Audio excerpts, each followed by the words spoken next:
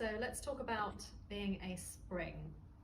So the spring palette is warm and yellow based. It's very golden and splashy. Think of freshly mown lawns or a bunch of daffodils or a bunch of poppies, or those sort of Mediterranean splashy landscapes. You have all these lovely sort of aqua blues and terracotta pots.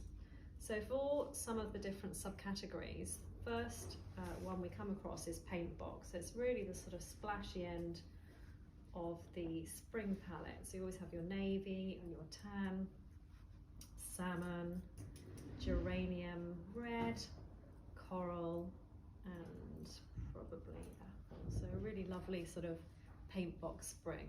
I often also see people who are slightly cooler hair colour, but they still need the warmth of the spring palette next to their skin.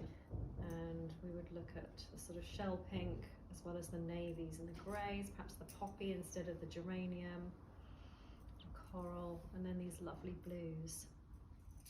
The main thing for springs is that you need to have that splash because they have that brightness to the eyes or the skin. So even if you're just wearing your neutrals, which is really fun, so with your neutrals, then adding a splash of colour or a splash of colour like this. Yellows.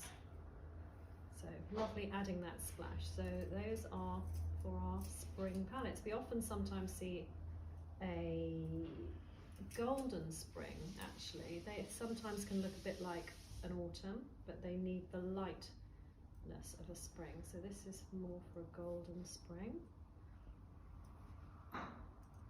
There we go, the yellowest end of that palette, golden spring.